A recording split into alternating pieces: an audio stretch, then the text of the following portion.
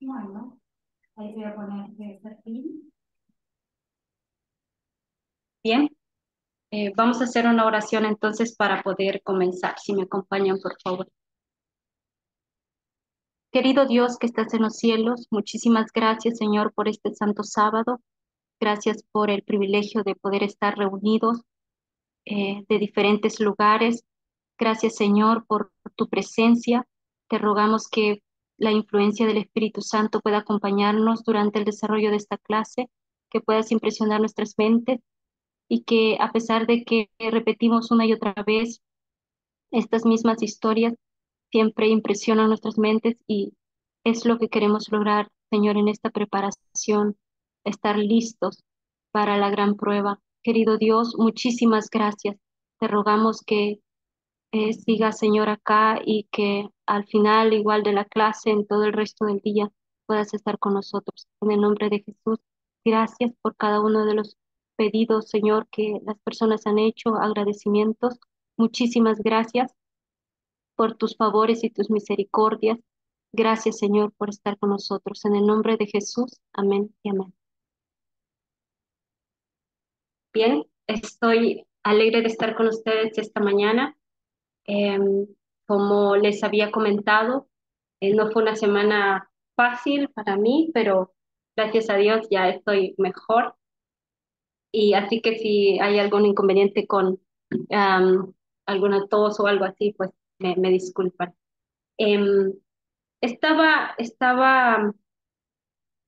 viendo y quería entender personalmente cómo ha sido todo el desarrollo del Rey del Sur, todo el desarrollo de Rusia y por qué nosotros decimos Rey del Sur. Y, y creo que ustedes lo saben, todos los que preparamos una clase lo sabemos, que para poder entender bien o mejor, eh, tenemos que ir al inicio, tenemos que ir a la raíz y tenemos que traer toda esa historia, colocarla en una línea. Y yo creo que de esto se trata nuestro mensaje, de esto se trata la metodología con la que nosotros estudiamos, traer toda esa historia, colocarla en la línea para poder entenderla de una forma profética. Y recientemente todos recordamos en los Vespers que Ted nos enseñó cuando ella inicia estos videos y ella está hablando de lo complejo, lo simple y hace énfasis que en algunos versículos de la Biblia que están descritos de manera simple, pero que realmente son complejos. Y ella dice que cuando ese evento está lejos de la persona que lo ha dicho o que lo ha predicho, va a estar dicho de una forma bastante simple o simplificada. Pero ya cuando nos encontramos nosotros viviendo ese evento que ha sido predicho, ya no lo podemos ver así. Tenemos que ver la complejidad de ese evento o de esa profecía. Entonces ya no es simple.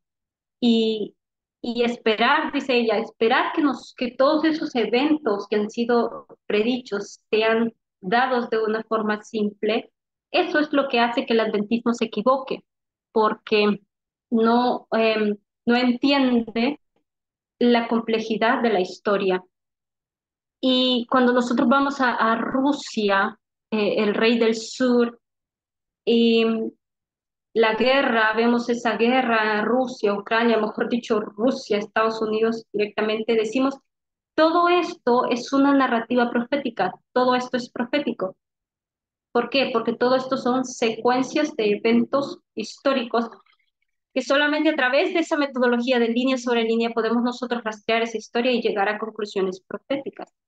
Y lo que voy a enseñar en esta clase no es nuevo, al menos no para nosotros, es algo que Tess ya enseñó desde 2019, 2020 y ha venido ampliando esa historia. Em, pero en esta clase solamente quiero enseñar una parte nada más de esta, de esta narrativa que quiero dar.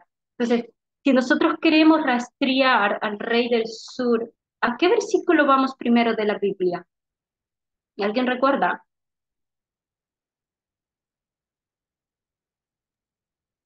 Daniel 11:40, pues. La primera menciona al rey del sur en el primer versículo del capítulo 11 de Daniel. ¿Sí? No, no escuché, no escuché bien. ¿Dijiste Daniel? Daniel 11 a partir del primer versículo, empieza a hablar del rey del sur, ¿no?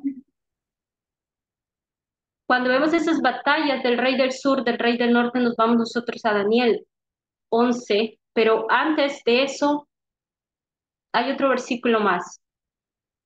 Siempre está en Daniel. ¿Recuerdan todas esas historias pírricas?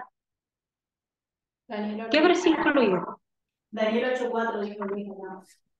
Daniel 8, exactamente. Y ese versículo está de una forma simplificada, como lo enseña el texto. Es una forma simplificada de ver la caída de Grecia en Daniel 8:8. Y toda esa narrativa que se ve allí de luchas entre los generales, las guerras de Pirro, Épiro, el rey del sur que se sentía amenazado por la invasión de Roma y que le preocupaba mucho que invadiera lo que él creía que era suyo, en este caso era el sur de Italia. Toda esas guerras que se dieron, no sé si que se dieron en 280, esto es un repaso de 275, todas esas guerras pírricas que nosotros vemos eh, están tan simplificadas de una manera, de una manera que si nosotros lo vemos así de simple, tenemos que hacer un gran desarrollo y sabemos cuánto ha sido ese desarrollo, cómo ha sido todo ese proceso para llegar a una conclusión como el rey del sur es Rusia. Así que no solamente es algo fácil de ver, teníamos que ir a esas historias. Entonces, toda esa lucha que tenemos entre Roma, Tarento, y Épiro, Turio y muchas de esas ciudades-estado griegas que estaban ubicadas solamente para traerlo a su mente, recuerdan esa bota que Tess dibujó, yo sé que ustedes lo recuerdan perfectamente, y en donde ubicó ella cada uno de esos, ubicó a Turio, a Tarento y todo. Entonces, um, de una forma detallada, estudiamos toda esa alianza que tenía Roma con Turio y esa división interna que hubo allí. ¿Ustedes lo recuerdan? ¿Alguien me recuerda de qué se trataba, de qué se trataba esa división interna que tenía Turio con Roma?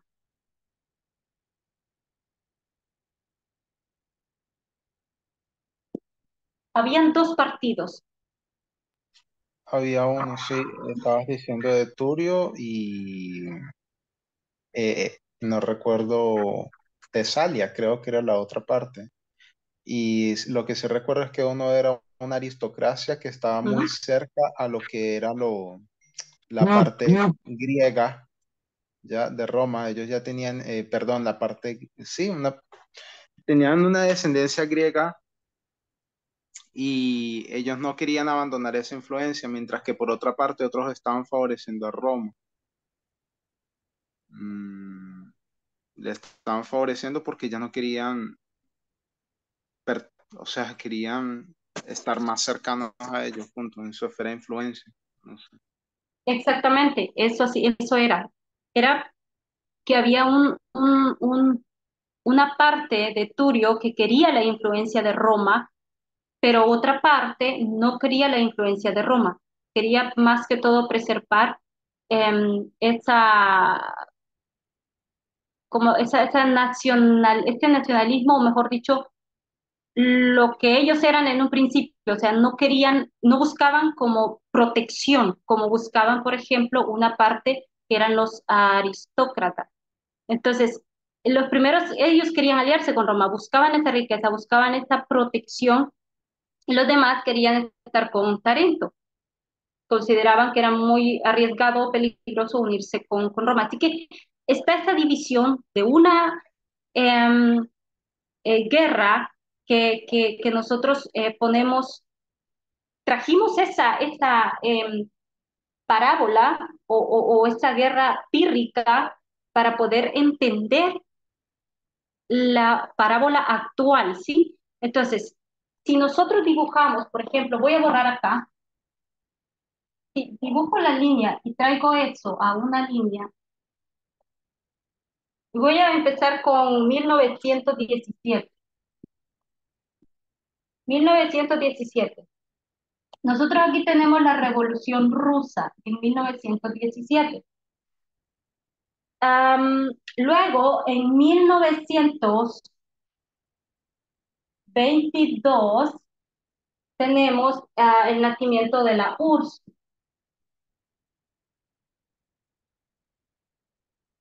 ¿ok? Y luego tenemos a 1933, cuando Estados Unidos reconoce, voy a dibujar un ojito acá, porque reconoce a la URSS. Es ese mismo año donde Hitler también eh, se, se levanta, o sea, en el poder. Entonces, ese tiempo, después de esto, tenemos 1939. Creo que aquí ya no me va a caber, pero a ver, no se ve, ¿verdad? Sí, allí un poquito. Creo que allí sí se ve. ¿Ok? Entonces, am, en 1939, acá, 1939, es cuando Alemania invade Polonia. Entonces, nosotros aquí reconocemos este hito como el inicio de la Segunda Guerra Mundial, eh, y luego viene el fin, que es en el 45. Entonces, habían tres potencias, solamente para que, a ver, hay un mensaje, creo, más grande. No sé si eso está bien. Ah, hola, perdón. No, es solo que tu video necesita ser anclado por el que está administrando la sala. Así se puede ver para todos. Ahora sí, ya está. Ah, ok. Listo. Entonces, al final de la guerra, solo quiero que nos recordemos todos, porque esto lo manejamos muy bien. Al final de la guerra habían tres superpotencias. ¿Cuáles eran? ¿Cuáles eran esas tres superpotencias que se reúnen, de hecho, para planificar cómo el mundo iba a quedar después? Estados Unidos, Gran Bretaña y la URSS. Exactamente, exactamente. Estados Unidos, Gran Bretaña o Reino Unido y la URSS. Estas superpotentes tienen sus líderes. Cada uno de ellos, a Roosevelt, acá, y a Stalin, y tenemos a Churchill. Entonces, todos tienen sus líderes, pero nos vamos a enfatizar acá, porque esto es lo que estamos viendo acá en la URSS. ¿Qué es lo que Stalin realmente, qué es lo que hace Stalin o qué necesita Stalin? ¿Qué es lo que quiere Stalin? ¿Recuerdan? ¿Qué es lo que está buscando Stalin realmente?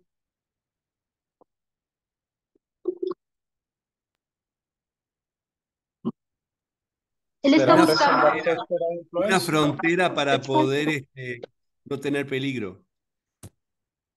esferas de influencia. Él está buscando su seguridad.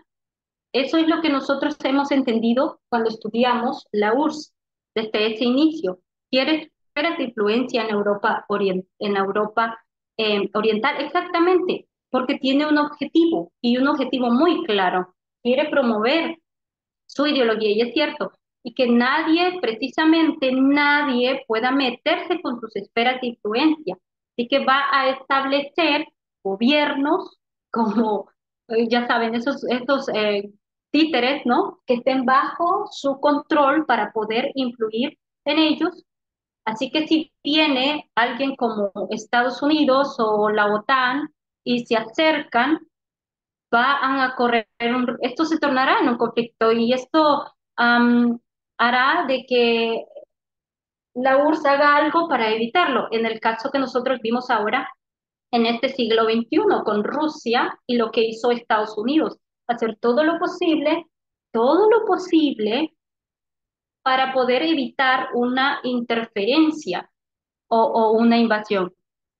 Así que tenemos lo que él cree, ¿no? Así que tenemos el inicio de la Guerra Fría, después, en 1945, acá, solamente para ponerlo, 1945 y recordarlo, um, y se hacen algunas conferencias para poder decidir esto, para poder ver qué se hace con los pedidos de Stalin.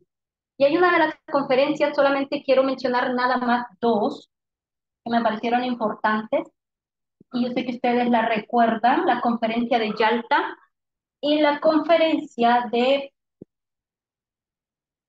a ver, Post, Potsdam, ¿eh? Sí, ahí está. Ok, entonces,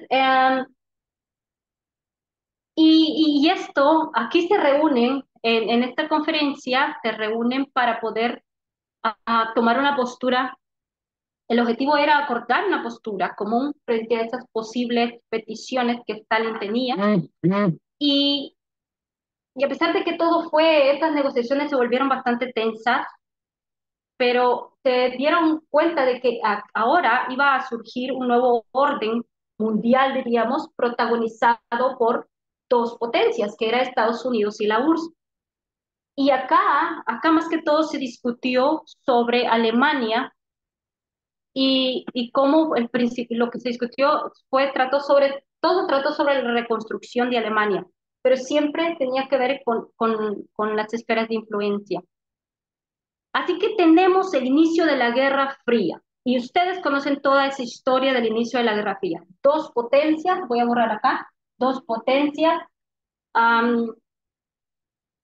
poderosas, cada una de ellas tiene su armamento, están muy bien preparadas y, y saben que si una ataca a la otra, es tan poderosa para destruirla como si la otra ataca, es tan poderosa para destruirla. Así que en 1960 hay algo que sucede. En medio de esta guerra, en medio de la Guerra Fría, tienen que ver cómo hacen algo para poder solucionar este asunto. ¿Recuerdan ustedes estas iniciales? ¿De qué se trató más? Eso es en inglés, ¿no? Significaba Pero Ujú. Es en destrucción inglés. mutua asegurada. Son unas siglas en inglés. Mientras Rusia, lo que dijo César ahorita, significa destrucción mutua asegurada. Exactamente. Creo que fue algo que lo dijo. Destrucción mutua asegurada. Sí, destrucción de... Ujú. Exactamente. Así que la seguridad dependía de esto, de la destrucción mutua asegurada. Y esta amenaza mientras Rusia y Estados Unidos observan y esperan preparándose, mientras tanto, para un holocausto nuclear, que era lo que ellos, lo que observaban.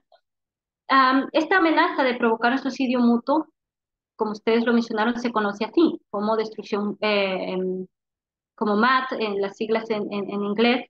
Y esta doctrina de la destrucción mutua asegurada suponía eso, de que cada bando poseía tanta fuerza, tanto poder o armamento para destruir a su oponente y que cualquiera de ser atacado, pues iba a responder de la misma forma, de la misma manera o tal vez con mayor fuerza, ¿ya? Así que si Es una forma Rusia ataca, es una forma de prevenir una guerra caliente, porque obviamente Rusia no exacto, va a ir a bombardear a Estados Unidos porque o sea, terminarían los dos completamente perdiendo todo, ¿no?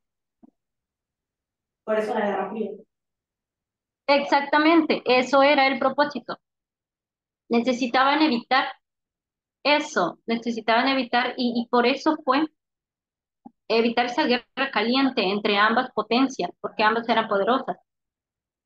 Y así que la URSS había tomado el control sobre toda Europa, sobre Europa oriental y había establecido, como les dije, esos gobiernos aliados que pudiesen pensar como él.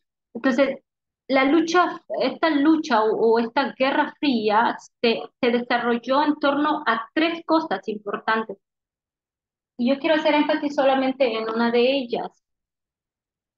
Toda esa lucha de la guerra fría se desarrolló en torno a guerras subsidiarias o guerras proxy, nosotros sabemos, ¿no? También sobre sanciones económicas, sanciones económicas, económicas y espionaje. Quiero enfatizar en la tercera, espionaje. Hablemos un rato acerca del espionaje. ¿Por qué se vuelve tan importante este asunto de este conflicto de espionaje de décadas entre Rusia y Occidente?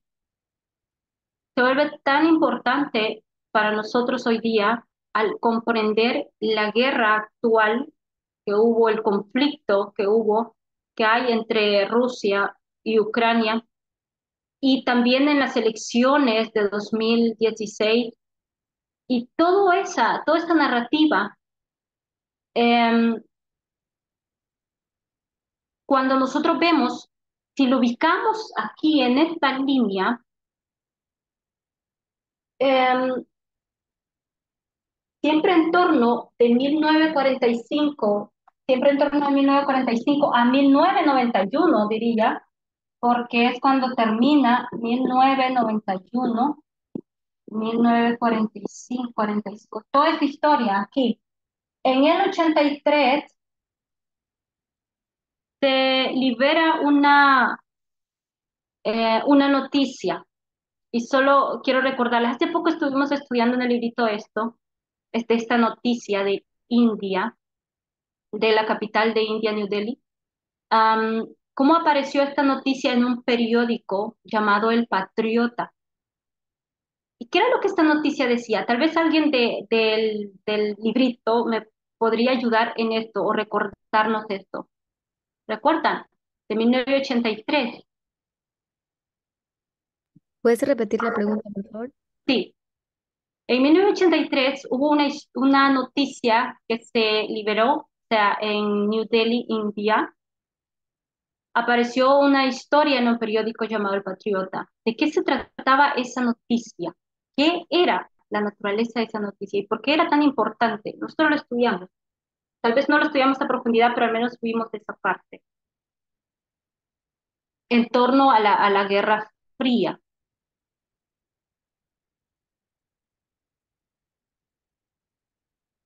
Si no les recuerdo, no hay problema.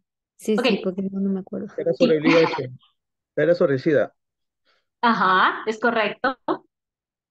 Sí, que había sido creado para Estados Unidos, ¿no? exacto. Esta fue una de las noticias que impactó bastante y es uno de los ejemplos que para mí personalmente Estados Unidos tuvo, pudo ver la naturaleza de la URSS y cómo ésta se estaba preparando y el poder que ésta iba a tener también en cuanto al espionaje. En New Delhi, en Perdón, India, ujú, perdón. ¿Podrían repetir lo que dijo Matías porque no entendí? sí, ahorita lo repito. Voy a recalcar lo que Matías dijo. Ok. Em, Esto fue una noticia que apareció en un periódico en 1983 llamado El Patriota. Esta noticia apareció en India, ¿sí? Y afirmaba que el virus, el VIH, había sido creado en secreto por científicos del gobierno de los Estados Unidos y que esto tenía el propósito de matar a los afroamericanos, matar a los homosexuales. Ese era el propósito por el cual se había creado en Estados Unidos. Y fueron tan específicos que decían que esto había sucedido en Maryland. O sea, pusieron una ubicación. Así que, como dicen los críticos, esta acusación tan loca y sin sentido estaba impresa en un periódico y solamente tardó un par de años, esto fue que en el 83, y solamente tardó un par de años en el 85, cuando esta noticia había sido difundida por toda África. La historia se había publicado, incluso se había publicado por dos biólogos científicos y ellos aseguraban que podían probar que el SIDA había sido fabricado o creado en un laboratorio en Estados Unidos.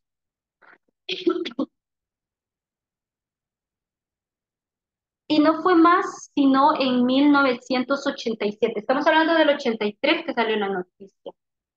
2 años más tarde, esto está difundido ya por toda África. Estamos hablando de años. Luego, en el 87, 2 años más después, los medios televisivos estaban diciendo que una publicación soviética afirmaba que el virus del VIH que causa el SIDA se había filtrado en un laboratorio del ejército, se filtró en un laboratorio del ejército de Estados Unidos. Así que todo eso, exactamente. Así que todo esto, hay un video que habla de este asunto, Operación Infectious se llama, donde explica más a detalle lo que sucedió acá, de la New York Times. Y, en ese video habla más sobre cuáles eran estas reglas tal vez, o no sé cómo decirlo, o formas de Rusia de que usaba para poder difundir esa desinformación. Y miren que esto, decían ellos, esto es hecho por Estados Unidos y lo que está haciendo Estados Unidos es un experimento de guerra biológica.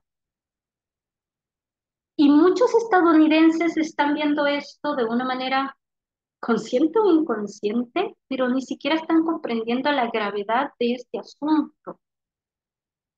Y este es el trabajo que está haciendo la KGB, que hemos hablado de esto muchas veces en otros estudios, de la KGB, de los espías de la KGB. Entonces, el periódico de New York Times en ese video habla de que el 80% de los fondos de la KGB estaban destinados para inventar y crear historias, esparcir historias inventadas, falsas, em, de manera que llegaran a tener su respectivo efecto. Y solo quiero leer una cita. Quiero decirles que este estudio, incluso sobre este video, Tess lo habla en 2019. No recuerdo dónde, pero sí ella habla sobre este asunto. Así que por eso es un repaso para nosotros. Quiero leer una cita de este video que habla y quiero que veamos lo siguiente. Esta cita fue tomada y donde dice que el 15% del tiempo del dinero se gastaba en espionaje y que el 85% era un proceso lento llamado subversión ideológica. ¿Sí entienden lo que es subversión ideológica?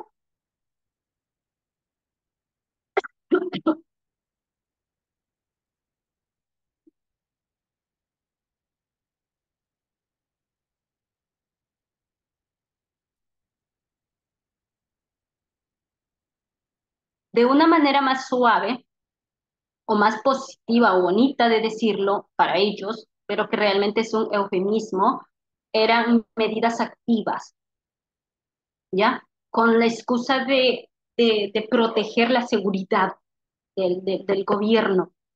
Pero en realidad esto no era así, al menos Occidente no lo miraba de esa forma.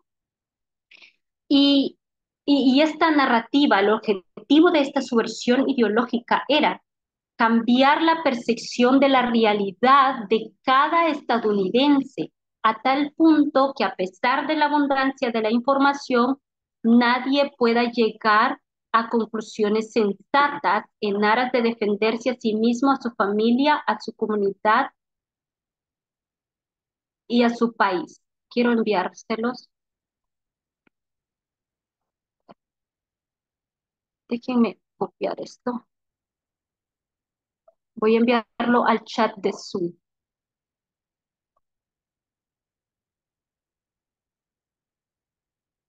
¿Alguien puede leerlo nuevamente para nosotros? Si pudieras mandarlo al grupo, así nos queda, por Sí, favor. lo envío ahorita al chat, después lo envío al grupo. Ahí lo leemos. ¿Se escucha bien? Sí, Cambiar la percepción de la realidad de cada estadounidense a tal punto que a pesar de la abundancia de información nadie pueda llegar a conclusiones sensatas en aras de defenderse a sí mismo, familia, comunidad, país. Esa es la subversión ideológica. ¿quieres decir algo sobre eso? Miriam estaba como, no, pregunto si eso es la definición de subversión. Esto es lo que el propósito, era el objetivo, no la definición, era el objetivo de esta subversión ideológica o como ellos lo llaman, de estas medidas activas.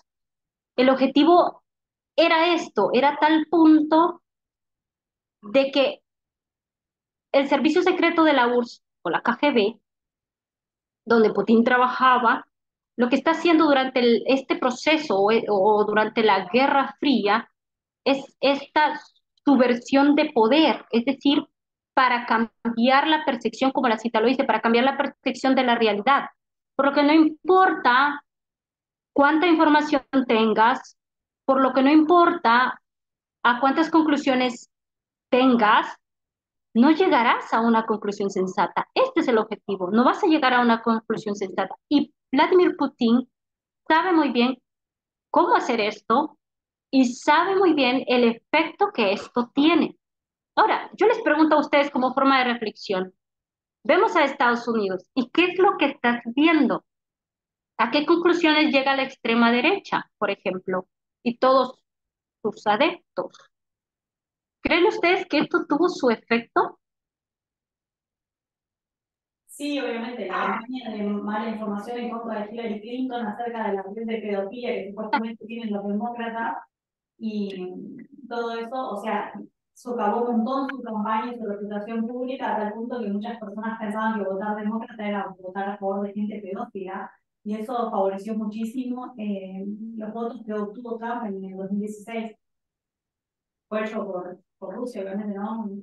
O sea, hubo varias interferencias, tanto nacionales como internacionales, en esa campaña electoral y influenciaron la opinión pública. Sin ninguna base y el periodismo, el buen periodismo obviamente las refutaba, pero son tan amarillistas que una vez que se intentaba refutar algo es muy difícil cambiar la opinión pública después de que algo ya hizo su efecto o sembró ese pensamiento, porque la gente en realidad no practica mucho el pensamiento crítico. Exactamente, exactamente. Toda esa percepción de la realidad fue cambiada de las personas. Y en esa noticia incluso que les mencioné, que apareció en un periódico allá, pero que en realidad había sido liberado por Rusia o la URSS. Y a pesar de que Gorbachov en ese tiempo que estaba en la noticia fue confrontado por esa noticia falsa bajo presión y es interesante porque pidió perdón a Ronald Reagan y prometió no volver a hacerlo. Sin embargo, sabemos que eso es una mentira muy grande, ¿sí? Y que desde esa parte alta de la KGB, millones de dólares estaban destinados a ese espionaje, a esa difusión de desinformación. En términos de desinformación, eso es, tuvo su efecto más tarde. Así que el propósito era cambiar esa percepción de la realidad de cada estadounidense, ¿sí? Que nadie pudiese tener esa conclusión sensata, o nadie pudiese tener a pensar con lógica. Y es interesante que cuando se le pregunta a Vladimir Putin en algunas entrevistas qué es lo que, sobre estas cosas, sobre las acusaciones de Occidente con respecto a la desinformación hoy día, lo primero que él hace como, am, lo primero que él hace es negar constantemente una y otra vez. Y él dice, hemos sido tan acusados por Occidente a lo largo de todo este tiempo. Ni siquiera hay pruebas verídicas de ello, dice Vladimir Putin, sino que es toda una campaña falsa de información por Occidente. Es porque Occidente siempre ha querido tomar lo que es nuestro, así que ya sabes, siempre está inventando historia. Es esta misma retórica. Y es la misma retórica que vino, ahorita que nos mencionó Agustina en 2016, desde dentro de la Casa Blanca. O sea, antes, el siglo pasado, venía desde lo externo, ¿ya? Pero ya en este siglo lo vemos desde dentro. La guerra era, como dice en este video, es nosotros contra nosotros. Así se tornó. Al inicio, por ejemplo, de la guerra entre Ucrania y Rusia, al inicio, y no solamente al inicio, empezaron a difundirse muchos videos, se hicieron virales, um, y uno de los videos difundidos, por ejemplo, de tantos que había, y fue difundido a través de cuentas prorrusas, afirmaba, por ejemplo, de que Polonia se estaba preparando para enviar tropas al oeste de Ucrania para enfrentarse a Rusia, después de que un general militar pusiera en alerta el ejército. Y decían, ok, esto lo produjo la BBC.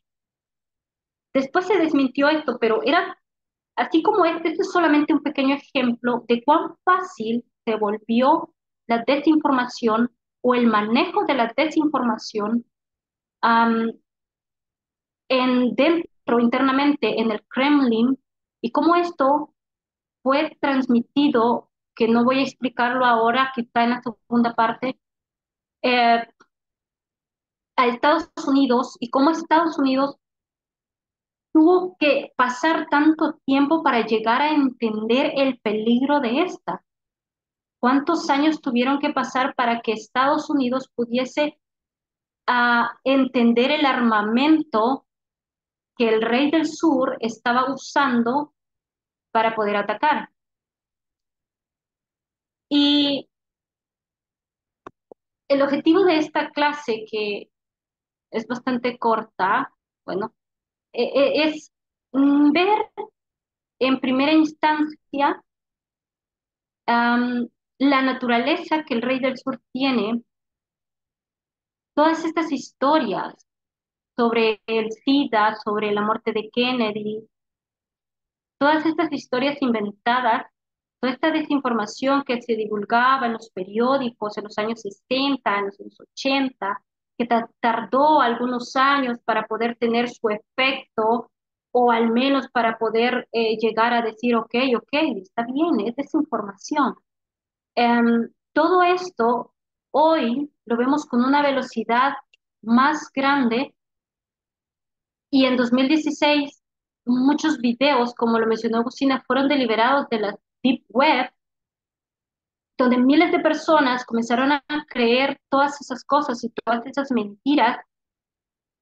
Y, y esto es lo que nosotros en 2018, 2019, se nos enseñó a ver cómo es que funcionan estas dos corrientes de información y por qué era peligroso, por ejemplo, irnos a un canal como RT o Fox News, si vamos a Occidente, o RT si vemos a Rusia, porque era tan importante para nosotros diferenciar la información correcta de la desinformación, que hoy en 2022 TES lo amplió mucho más diciendo, ok, mira, es el 20%, Tienes que aprender a ver el 20% de ese artículo que estás leyendo, o tienes que saber tamizar esa información de lo que estás leyendo, aún cuando vamos y estamos leyendo de fuentes que consideramos o periódicos que consideramos que son confiables.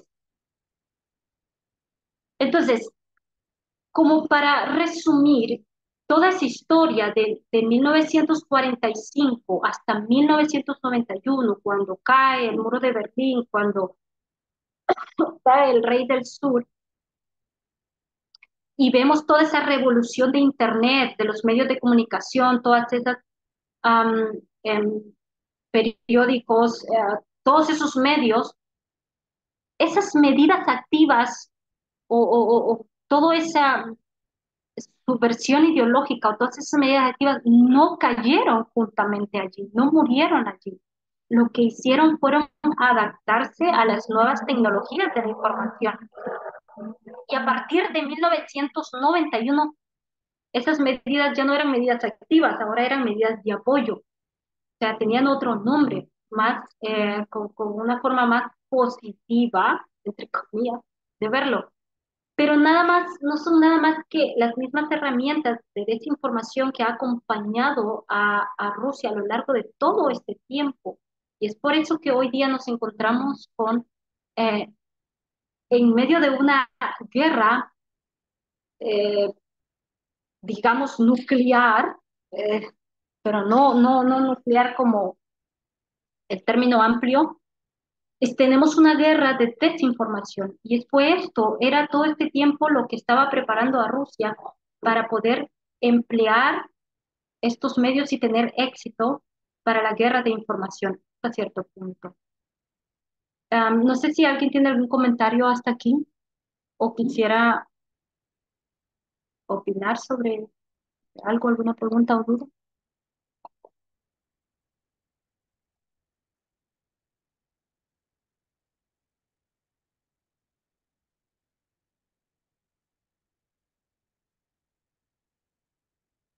Em, ok, y si no, Por, entonces, por ejemplo, perdón ujú, que te interrumpa. Ese periodo que colocaste ahí atrás del 45 al 91, ese es el periodo de ujú, Guerra Fría, ¿no? Y yo ujú, recuerdo que Lancionates había enseñado que 91 está en paralelo con lo que es el tema de la ley dominical. Entonces, 89 se supone que es 2019, que es Rafia, y el 91 se supone que es la ley dominical. Entonces veo que en todo ese periodo, según lo que estás comentando, Rusia tiene su objetivo, ¿no? De mantener las esferas de influencia, pero al mismo tiempo, digamos, en la última parte de ese periodo, utiliza mucho lo que es la desinformación, las fake news, etcétera, para desestabilizar la democracia en otros países, principalmente pues Estados Unidos. Entonces, eh, él va a continuar haciendo eso hasta un punto. ¿Y ese punto es la ley dominical o qué? exactamente. Muchísimas gracias. Es así. Yo Es eso lo que, quisiera resaltar más lo importante que es saber el tema de cómo se maneja la desinformación y estudiar un poquito la historia y todo, porque esto nos impacta un montón cada vez que aprendemos la tele o leemos un diario, seleccionamos material para consumir.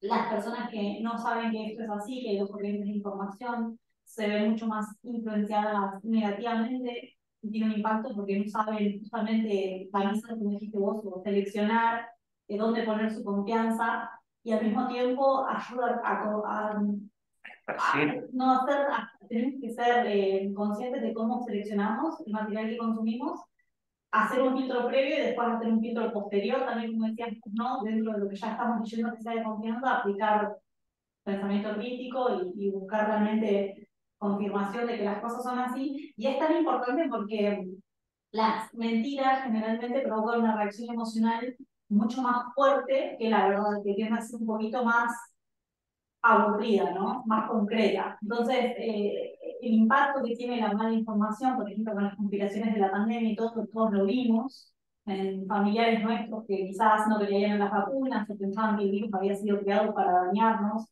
y era todo un plan de algún gobierno, etcétera. ¿Cómo impacta eso en las personas y el daño que les hace intelectualmente? Porque creer mentiras no es inocuo, daña tus procesos intelectuales de manera con muchas consecuencias a largo plazo, ¿no? Porque aprendes a pensar mal y lo importante cuál importante es para nosotros que estamos tratando de convertirnos en personas que sean buenos ciudadanos y hacer bien con el prójimo y vivir de manera ordenada, aprender a pensar bien, es clave. Exactamente. Gracias, Agus. ¿Alguien más vi que quería comentar?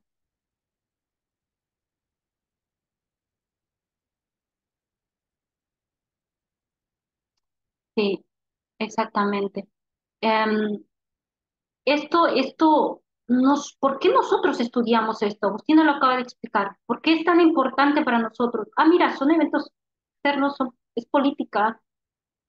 No, simplemente no es algo que no nos concierna, es algo que nos concierne a nosotros en nuestra vida personal si lo aplicamos de manera individual con lo que nosotros nos relacionamos, porque estamos inundados de información y desinformación. Entonces es ahí, ¿no? La responsabilidad de nosotros de poder elegir qué es lo que miramos. Y hay algo que también hemos visto, que en cuanto a teorías conspirativas o videos virales que se hacen, que son falsos, siempre tienen ese toquecito emocional o siempre lo adornan si son videos, los adornan con esa música o con eso que hace que las personas visualmente puedan ver aquello atractivo e incluso sea para sus oídos. O si es algo escrito, siempre es algo que lo que la gente quiere oír, lo fácil. Entonces se vuelve tan rápido, tan viral y las personas no van y buscan fuentes confiables o ni siquiera se toman el costo para ver si eso es verdad o no. Ya sabes, como lo mencioné acá, mira, este video que se mencionó, que estuvo al principio de la guerra, cuando empieza Ucrania, hay este video soldados de Polonia, mira lo que están haciendo. Entonces, pero ves la fuente, es BBC, y realmente no era BBC la que estaba produciendo esto, era un video falso. Entonces, ah, ¿cuánto se requiere de nosotros que podamos ser tan cuidadosos a la hora de informar cuando vemos, e incluso a la hora de hablar, podría decir, cuando establecemos conversaciones con las personas, eh, a veces hay esos clichés, ¿no? A veces inconsciente de que transmitimos una información, pero no estamos seguros de que esa información es verídica. Realmente me ha pasado muchas veces y yo sé que también nos ha pasado, ¿no? No estamos completamente seguros de que eso es así o que eso es real y damos por hecho de que eso es así. Entonces, nada como a reflexión eh, y parte de nuestra preparación, de que siempre tengamos ese cuidado, ¿no? De poder filtrar la información de la desinformación. Edita, Ujú, me gustó mucho el tema. ¿Sabes un problema que veo y lo veo con mis compañeros de trabajo? Que mucha ujú. gente no quiere mirar televisión o escuchar información porque están saturados. Entonces, claro, es mucho más cómodo, no escucho y no existe. Entonces es un problema también ese, ¿no? O sea, el que escucha mucho y puede escuchar la parte negativa se contamina, pero también el otro que no quiere escuchar nada como que agacha la cabeza y se tapa. Y entonces nosotros en el movimiento tenemos que también estar informados para saber la verdad. Y me parece muy bueno el tema como tú lo planteas, para que el grupo estudie, no nos encierre solamente en algunas cosas solas. Hay que ver todo para poder discernir. Y te doy las gracias por el tema. Amén. Sí, es más fácil sentarse a ver TikToks, ¿cierto? Como una fuente de información que sentarse a leer un artículo de Vox, por ejemplo. Y siempre la gente va a buscar lo simple. Creo que ese es un problema al cual nosotros también nos enfrentamos.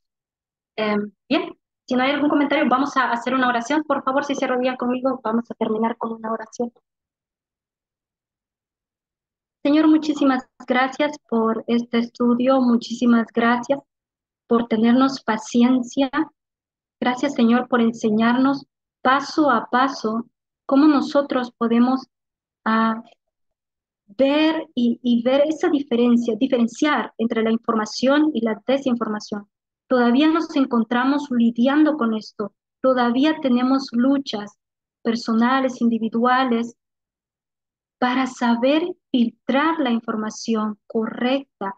Señor, te ruego que nos ayudes en este proceso, en cada proceso personal, en cada batalla. Danos esa fuerza, danos colirio a nuestros ojos para ver claramente con ojos proféticos, Señor, mientras vamos prendidos de las cuerdas, mientras caminamos vamos en un sendero que no es fácil.